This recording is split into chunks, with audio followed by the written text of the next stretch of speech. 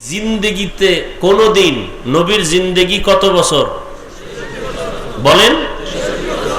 63 বছর নাকি? 63 বছর পরে নবী আর দুনিয়ার জীবনে নাই, আখিরাতের জীবনে চলে গেছেন, ঠিক না?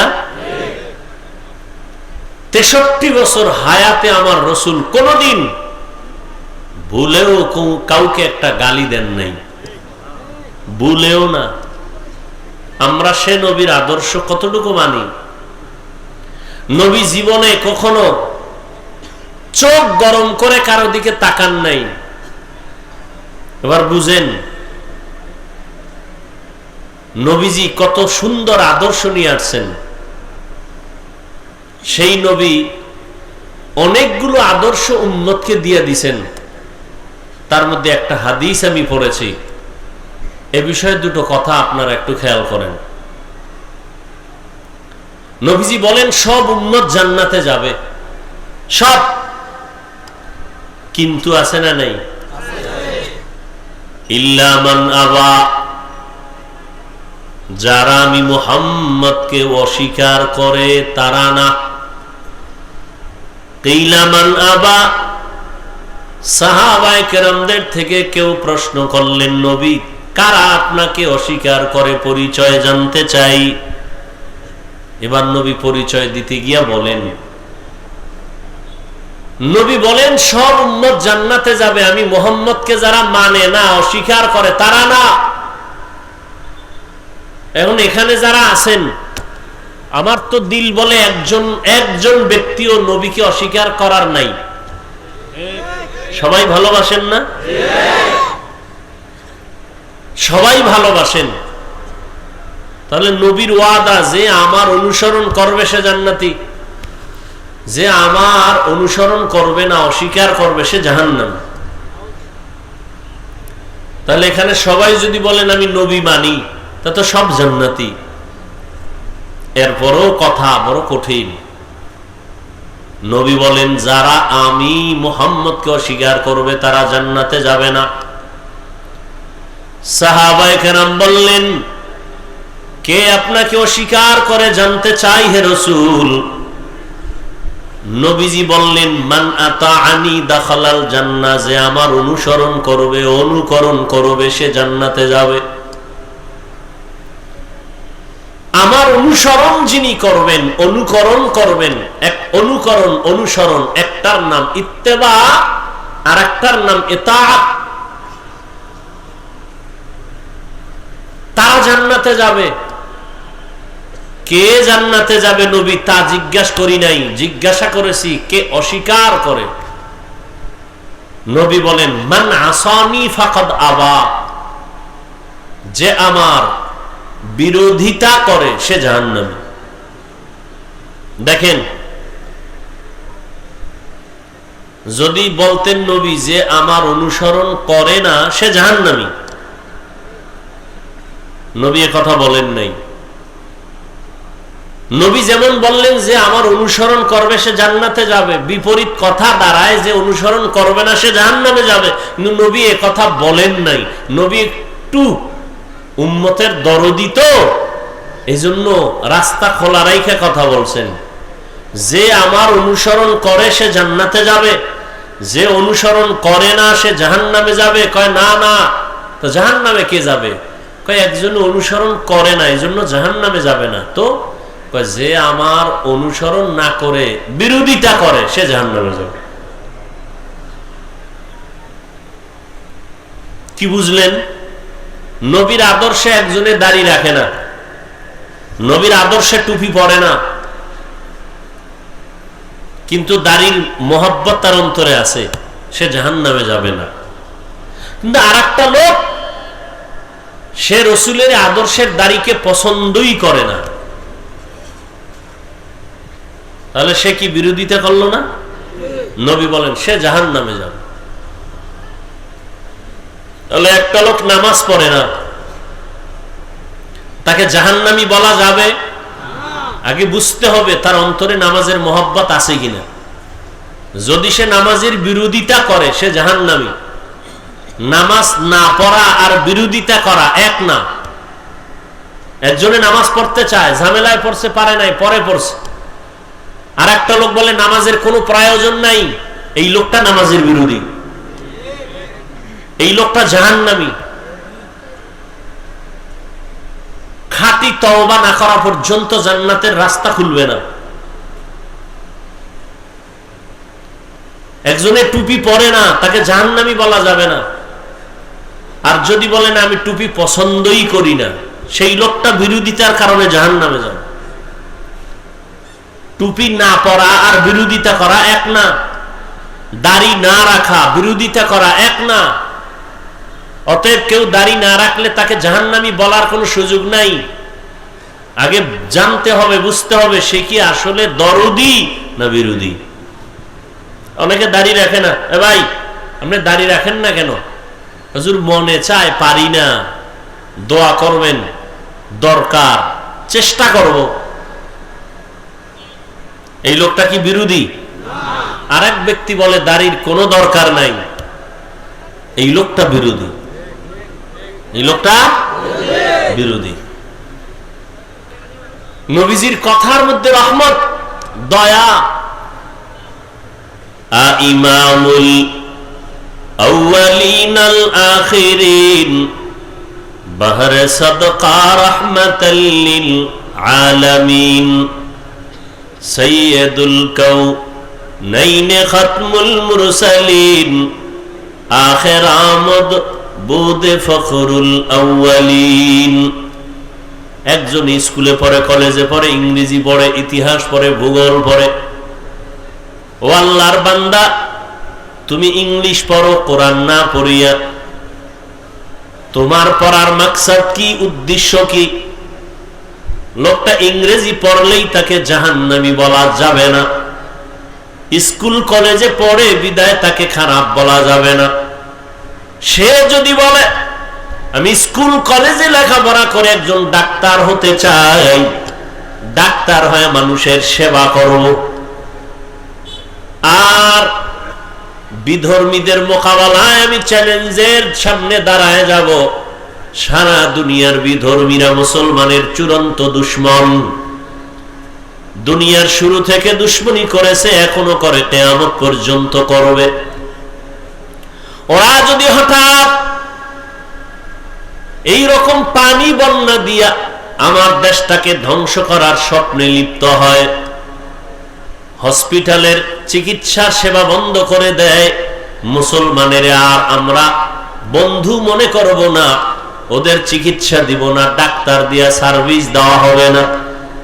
আমার স্কুল কলেজ পড়ুয়া ডাক্তার ছেলেটা দাঁড়ায় যদি বলে বেঈমানের মোকাবেলায়, আমরা চ্যালেঞ্জ দিয়ে বলবো, ও বেঈমানেরা, তোদের ঔষধ, তোদের ডাক্তারি চিকিৎসা আমাদের প্রয়োজন নাই, আমাদের মুসলমানের জন্য আমরা মুসলমান ডাক্তারেরাই যথেষ্ট।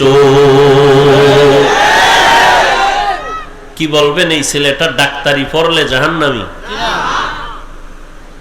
দিলকে বড় করতে হবে, অন্যকে দিলে বসানোর মতো জায়গা রাখতে হবে, হিংসার আগুন সব বন্ধ করে দিতে হবে, ধৈর্যের পানি দিয়া। আপনি আমি কি মুসিবতে আছি, ওয়ামা আরসালনাকা ইল্লা রাহমাতাল লিল আলামিন। কেমন হৃদয়ওয়ালা নবী আমার! আল্লাহ বলেন, হে পয়গম্বর, জগৎ সমূহের জন্য আপনাকে রহমত করে পাঠাইলাম। কেউ কেউ তর্জমা করেন উভয় জগতের জন্য নবী রহমত। আমি তর্জমা করেছি জগৎ সমূহের জন্য নবী রহমত। উভয় জগৎ মানে দুনিয়ার জগৎ, পরকাল জগৎ।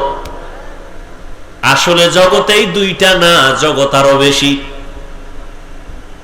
রুহের একটা জগৎ আলাদা, মায়ের গর্ভের জগৎ আলাদা, দুনিয়া নামক জগৎ আলাদা।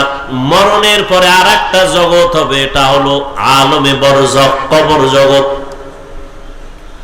হাসরের ময়দানের একটা জগৎ, ওখান থেকে আলাদা হয়ে আর এক জগতে ঢুকবে, জান্নাতের এক জগৎ, জাহান্নামের আর এক জগৎ। আল্লাহ বলেন, হে নবী, সব জগতের জন্য আমি আপনাকে বানাইলাম রহমতের নবী। আপনি হলেন জগৎ সমূহের জন্য রহমত, আর আমি আল্লাহ হলাম জগৎ সমূহের জন্য রব। আমি হলাম রব্বুল আলামিন, আপনাকে বানাইলাম রহমাতুল লিল আলামিন। রূহের জগতের জন্য নবী রহমত। কেমনে আলোচনা উলামাদের মুখে শুনছেন, আমিও করেছি, আজকে নয়। রূহের জগতের জন্য নবী কিভাবে রহমত, মায়ের গর্ভের জগতের জন্য নবী কিভাবে রহমত, দুনিয়ার জগতের জন্য রহমাতুল লিল আলামিন কিভাবে রহমত, কবর জগতের জন্য নবী আলাদা রহমত, হাসরের মাঠের জগতে নবী আলাদা রহমত, জান্নাতের জগতে নবী আলাদা রহমত, জাহান্নামের জগতে নবী আলাদা রহমত। শুনেননি কথাগুলো? না বাড়ি যাওয়ার টাইম হয়ে গেছে? গেট খুলবে না, কেসে গেটে তালা লেগে যাবে। হ্যাঁ, চাবি নিয়ে আসছেন। আবদ্ধ জিন্দেগি আর এই ধর্মীয় কাজে বাধা হবে, এই জিন্দেগি মুসলমান মেনে নেওয়া যায় না। নামাজে যাবেন, সব আন্দোলনই তো হইল, কি সব আন্দোলনই হলো। আজও আমি একদল আল্লাহর বান্দা মাদ্রাসা আসছেন মাগরিবের পরে, বললাম বিগত আন্দোলন থেকে ছাত্রদের, আমরা বলি এটার নাম ছাত্র আন্দোলন, বলেন না আপনারা? এখানে কি শুধু ছাত্র ছিল না জনগণ ছিল, আলেম ছিল? বলেন, এক কথায় ছাত্র জনতার আন্দোলন। বলেন কি আন্দোলন? যখনই উলামায়ে কেরাম বিভিন্ন দিক থেকে ময়দানে নেমে আসছে, উম্মত প্রশ্ন ছাড়া নেমে আসছে।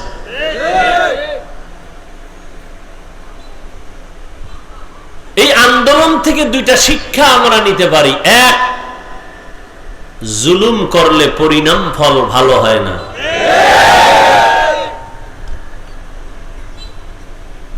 জুলুম তিন প্রকার।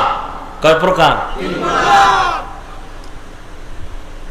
নিজের সাথে জুলুম, আল্লাহর সাথে জুলুম, অন্যের সাথে জুলুম। নিজের সাথে জুলুম যেমন ব্যক্তির সাথে জুলুম, আহালের সাথে জুলুম। চোখ আল্লাহ যে কাজের জন্য বানাইছেন, ওই কাজে চোখ ব্যবহার না করা চোখের জুলুম। হাত আল্লাহ যে কাজের জন্য সৃষ্টি করেছেন, এই হাত ওই কাজে ব্যবহার না করা হাতের জুলুম। চোখ বানাইছেন কেন? বেগানা দেখার জন্য। হাত বানাইছেন কেন? ফেসবুকে আলেমদের বিরুদ্ধে লেখার জন্য। জবান বানাইছেন কেন? গীবত করার জন্য। এগুলো নিজের সাথে জুলুম, আহালের সাথে জুলুম। 7 বছর বয়সের বাচ্চাকে নামাজের মুসাল্লায় দাঁড় করাও, না করানোটা জুলুম। 10 বছরে শাসন করো নামাজের জন্য, এগুলো আহালের সাথে জুলুম। বাবার আহাল সন্তান, স্বামীর আহাল স্ত্রী, শিক্ষকের আহাল ছাত্র, ইমাম খতিবের আহাল মুসল্লি, জনপ্রতিনিধির যারা দায়িত্বশীল তাদের আহাল জনগণ। সমস্ত দুনিয়ার মানুষের দায়িত্বে উলামায়ে কেরাম, উলামায়ে কেরামের আহাল হলো সারা দুনিয়ার উম্মত।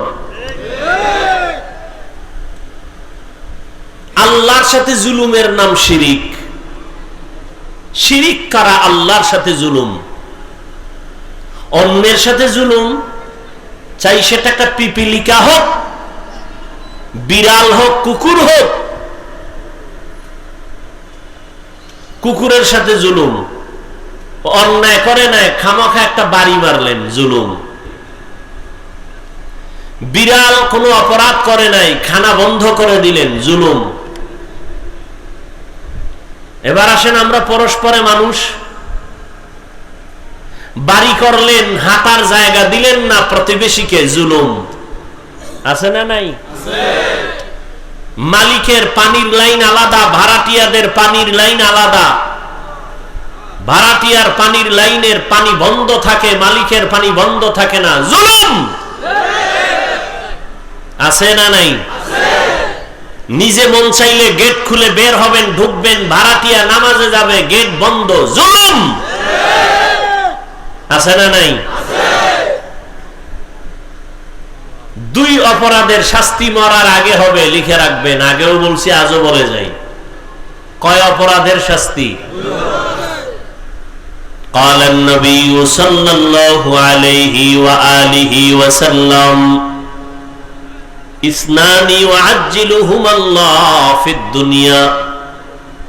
পয়গম্বর বলেন, এমন দুইটা অপরাধ আছে যে দুইটা অপরাধ করলে শাস্তি হবে দুনিয়াতে। আল বাগিয়ু ওয়া উকুকুল ওয়ালিদাইন, এক নাম্বার অপরাধের নাম জুলুম। জুলুম করলে শাস্তি হবে মরার পরে না আগে? সবাই মুখস্থ করেন।